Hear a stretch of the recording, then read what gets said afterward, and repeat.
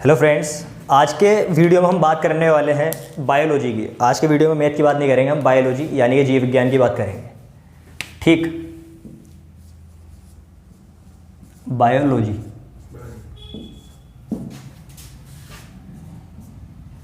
तो मार्कर जीव विज्ञान।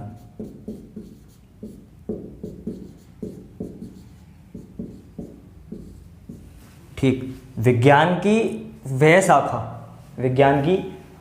शाखा जिसमें जीवों का अध्ययन किया जाता है जीव विज्ञान कहलाती है।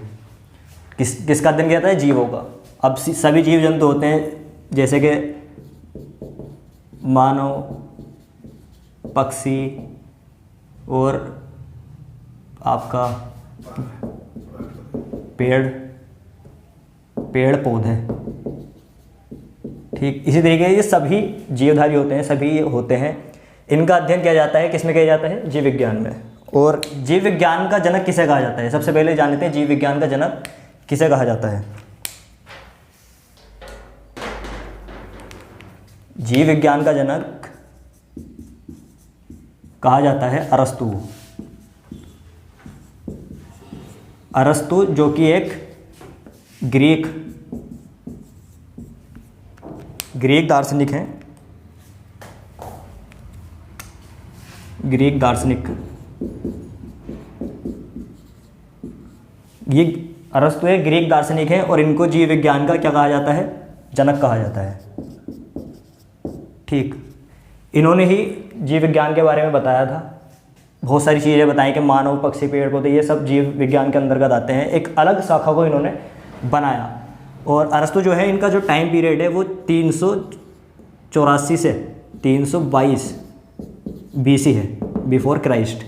ठीक है, ये इनका टाइम पीरियड है। इस टाइम पीरियड में इन्होंने काफ़ी जो है अध्ययन किए हैं, बताए हैं। इसमें जो जीव विज्ञान के बारे में आया है बात, उसके बारे में बात कर रहे हैं। ठीक, अब अरस्तु ने ये इसके बारे में बताया। जीव विज्ञान में मानव, पक्षी, पेड़ पौधे आते हैं, सभी आते हैं। ठीक, अब इतने सारे जो जीवधारी हैं ये, इन सभी को एक कैटेगरी में तो रखा नहीं जा सकता, अलग अलग कैटेगरी में रखना होगा।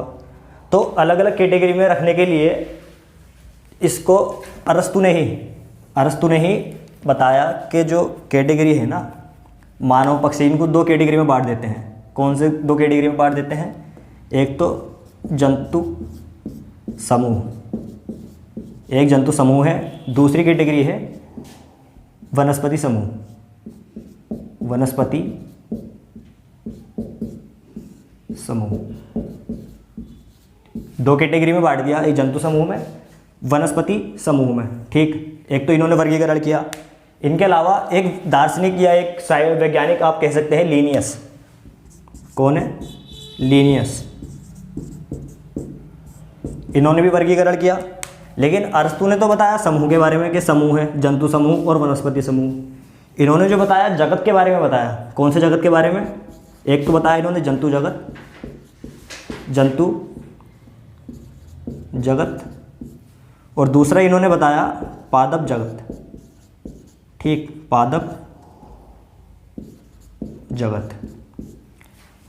जो लीनियस ने बताया दो समूह के बारे, जगत के बारे में बताया कि एक तो जंतु जगत है, एक पादप जगत है। अब जंतु जगत में तो सभी जीवधारी यानी कि जो चलते हैं, गति करते हैं, सभी आ जाएंगे उसमें। जैसे मानव हो या किसी तरीके का जंतु हो, पक्षी हो, ये सब उसमें आ जाएंगे, चाहे जलीय जीव हो, ये जंतु जगत में आ जाएंगे। पादप जगत में सारे पादप आ जाएंगे, जैसे कि पेड़ पौधे छोटे बड़े जितने भी होते हैं सब पादप जगत में आ जाएंगे। ठीक है, तो लेकिन एक परेशानी आई है कि कवक, हमारे पास कौन से हैं? कवक भी हैं। यानी कुछ जंतु या कुछ प्राणी ऐसे हैं जो ना तो पादप ही हैं पूरे, या न पूरे जंतु ही हैं, वो बीच ही कड़ी हैं, जैसे यूग्लिना। या कुछ ऐसे हैं जो पूरी तरह से विकसित नहीं है। तो ऐसे जो प्राणी हैं, ऐसे जो जीवधारी हैं, उनको अलग कैटेगरी में डालना था ना। तो उसके बाद उसके लिए आए हैं हमारे एक भैया आए हैं, जिनका नाम है, एक साइंटिस्ट है, उनका नाम है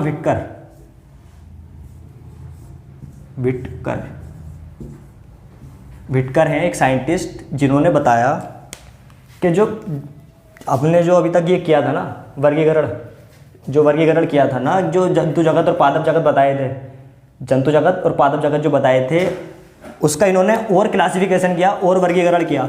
इन्होंने किया 5 जगत में उसका वर्गीकरण। 5 जगत कौन कौन से इन्होंने बताए? पहला इन्होंने बताया मोनेरा। मोनेरा, मोनेरा में कौन से जंतु आएंगे, कौन से जीवधारी आएंगे? इसमें वो जीवधारी आएंगे जो वो जिनकी जो प्रोकैरियोटिक जीव होते हैं, प्रोकैरियोटिक जीव, प्रोकैरियोटिक जीव, ठीक। जैसे कि अब प्रोकैरियोटिक जीव होते क्या हैं, ये हम आपको नेक्स्ट वीडियोस में बताएंगे, जो आने वाली हमारी वीडियोस होंगी उसमें बताते चलेंगे। लेकिन फिलहाल समझने की चीज़ ये है कि विटकर ने जो इसका वर्गीकरण किया था ना, वो समझने की चीज़ है। 5 जगत में वर्गीकरण किया था। इसका एग्जाम्पल हो जाएगा, जैसे इसका एग्जाम्पल हो जाएगा जीवाणु, जीवाणु या साइनोबैक्टीरिया, साइनोबैक्टीरिया, ठीक। हिंदी में स्पेलिंग गलत हो सकती है, इस पर आप गौर ना करें।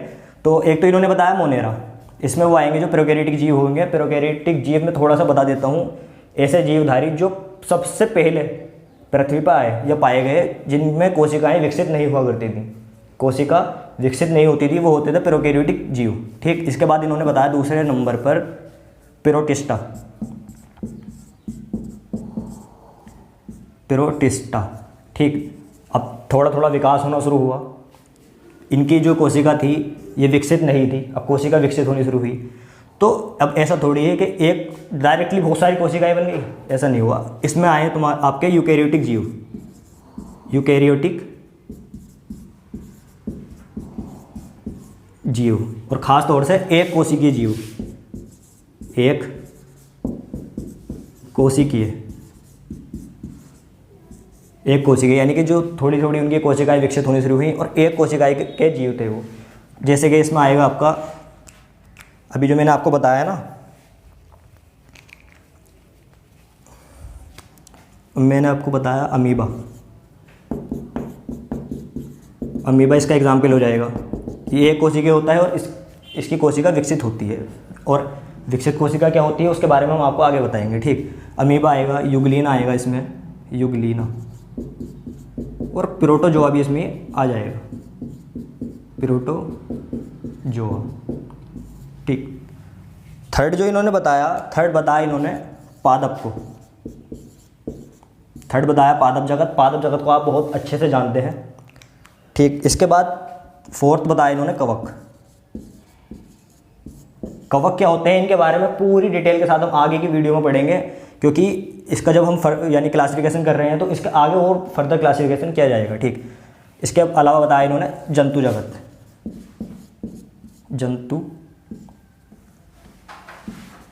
जंतुओं के बारे में बताया, जो इनका 5वां जो कैटेगरी है वो जंतु की है, ठीक। तो ये 5 कैटेगरी किसने दी थी? विटकर ने। ये थ्योरी का भाई सन 1969 में, 1969 ईस्वी में, ये 1969 ईस्वी की थ्योरी है, ये इन्होंने बताया इसमें, ठीक। तो आज तो बेसिकली इंट्रोडक्शन की क्लास है, थोड़ा थोड़ा मैं आपको इंट्रोडक्शन दूंगा और इसमें जो थोड़ी थोड़ी चीज़ें हैं और हम क्या पढ़ने वाले हैं आगे की वीडियोस में वो बताने वाला हूँ बस फिलहाल।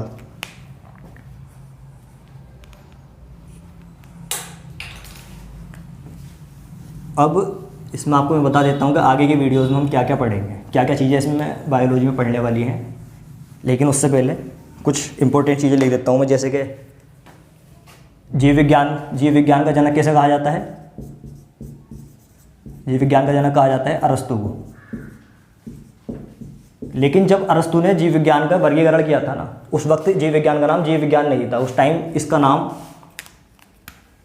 प्राकृतिक विज्ञान हुआ करता था, प्राकृतिक विज्ञान, ठीक। और इसका जो नामकरण किया है, इसका नामकरण जो किया है जीव विज्ञान का, जीव विज्ञान जो कहा है वो कहा है लेमार्क ने, लेमार्क ने कहा है, और 1801 की बात है ये। 1801 ईस्वी में इसको जीव विज्ञान का नाम दिया गया, अलग कैटेगरी बना करके इसको जीव विज्ञान का नाम दिया गया, लेमार्क ने किया, ठीक। लेमार्क ने जो कहा था जीव विज्ञान को जीव विज्ञान कहा 1801 में। इसके अलावा अभी मैंने लीनियस की बात करी और अरस्तु की बात करी, तो अरस्तु को जंतु विज्ञान का जनक भी कहा जाता है। किसका? जंतु विज्ञान का, ठीक। इसी के साथ साथ लेमार्क, मैंने आपको बता दिया 1801 में जीव विज्ञान का नामकरण किया था, किसने? लेमार्क ने। नामकरण में लिख देता हूँ यहाँ पर, नामकरण। इसके अलावा लीनियस जिसकी हमने बात की थी अभी, इन्हें आधुनिक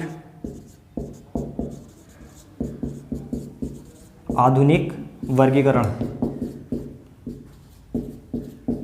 आधुनिक वर्गीकरण का पिता कहा जाता है। लीनियस को आधुनिक वर्गीकरण का पिता कहा जाता है। और साथ ही साथ जो मैं विटकर की बात की थी, उन्होंने जो अब इस टाइम इस वक्त में चलती है ना कैटेगरी, इनकी वर्गीकरण जो चलता है, जो 5 उसमें जगत में वर्गीकरण किया है, किसने किया है? विटकर ने, उसको किया जाता है। ठीक, तो ये चीज़ें जानना जरूरी था। अब इसके अलावा मैं आपको बता देता हूँ कि नेक्स्ट वीडियो में हमारे हम क्या क्या पढ़ने वाले हैं।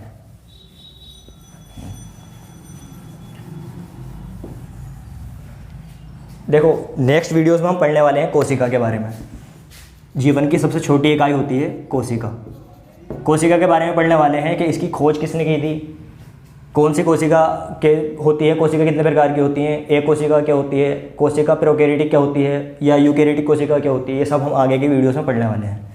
जंतु जगत हम पढ़ने वाले हैं, जंतु जगत। तीसरा पढ़ने वाले हैं हम पादप जगत।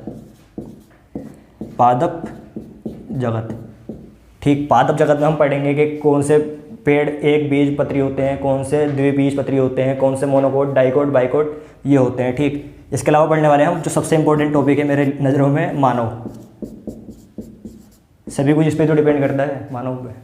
इसके बारे में पढ़ने वाले हैं। इसमें जो बहुत सारे सिस्टम होते हैं, बहुत सारे तंत्र होते हैं, जैसे कि पाचन तंत्र,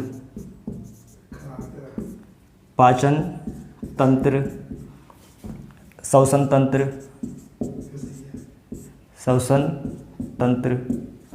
ठीक, इसके अलावा इसमें पढ़ने वाले हैं हम नर्वस सिस्टम, यानी कि तंत्रिका तंत्र।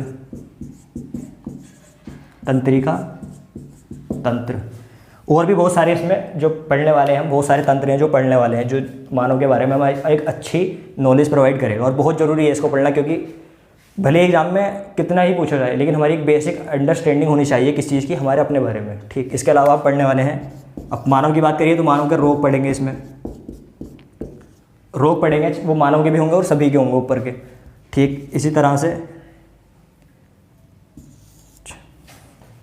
रोग के बाद पढ़ेंगे हम न्यूट्रिशन, यानी कि पोषण के बारे में पढ़ेंगे कि किस चीज़ में प्रोटीन क्या होते हैं, यानी किस चीज़ में कितना प्रोटीन होता है, क्या क्या होता है, कैसे कैसे होता है। ठीक, कार्बोहाइड्रेट क्या होते हैं, ये सब हम पढ़ने वाले हैं। इसके अलावा भी बहुत सारी चीज़ें हैं जो टाइम में आपको बताता रहूँगा। ठीक है, आज का मेरा बायोलॉजी का पहला वीडियो था, ये आपको कैसा लगा आप कमेंट करके ज़रूर बताएं और अपना फीडबैक ज़रूर दें मेरे बारे में, जो भी आपको लगता है। और चैनल को सब्सक्राइब नहीं किया हो तो प्लीज़ ज़रूर से ज़रूर कर लें।